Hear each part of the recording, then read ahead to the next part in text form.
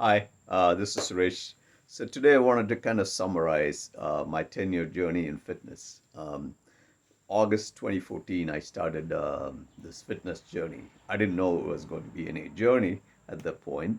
It was just an immediate reaction to some bad blood work results that showed I was my H1 ABC, H1 numbers were high, which was um, pre-diabetic numbers. So with diabetes running in my family, that was enough spark for me to get started. So this 10 years, there's been so many things that have happened over the years, and it's been a wonderful journey. And I know it's not over yet, meaning this is just a 10-year part. I want to take a moment and recognize all the fun things that I've done over the 10 years because I got on this journey, and my quality of life and our quality of life has improved because of this. There's lot of things I can say. Probably, the highlights.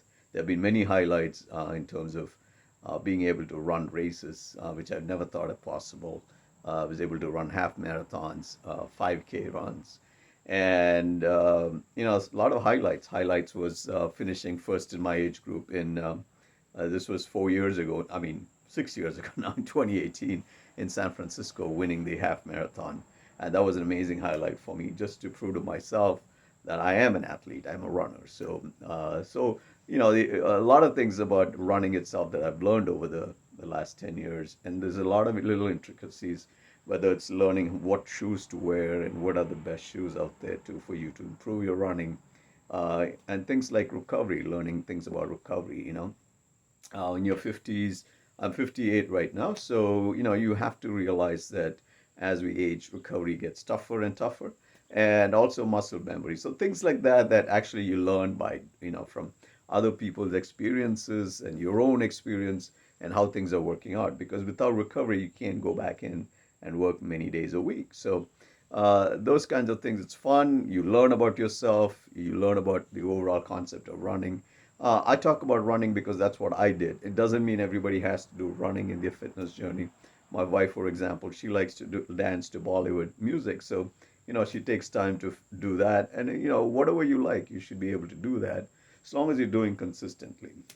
Uh, and the other things, for example, the important things for us to learn is to always understand that our health and fitness can go, it's the biggest investment we can make in our life. We think about cars and homes and everything else, our retirement, but our investment in health is extremely important because in your 50s, you begin to learn that it is the most important investment you can make.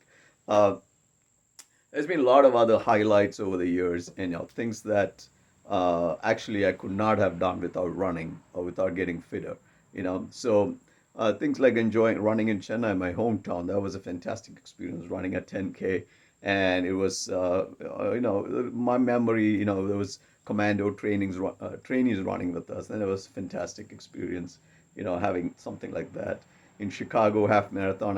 There was a 10-year-old kid running with us, and that was wonderful to see a kid actually be able to run a half marathon and doing exceptionally well. And recently this year, I joined the Michigan Senior Olympic Association and ran in the 1 mile event just last month.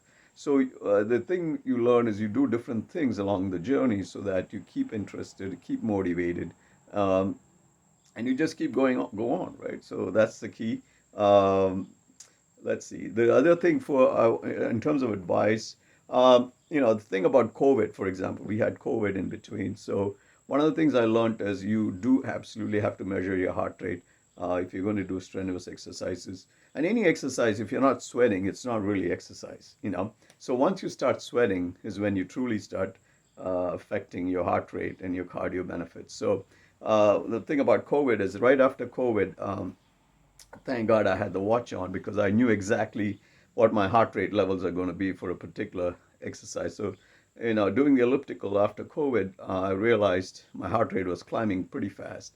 So that was unusual. That was not the right thing. And I realized because I had a watch on and I could measure it. So these are some of the tips I highly recommend those who don't have a watch to get that before you start training.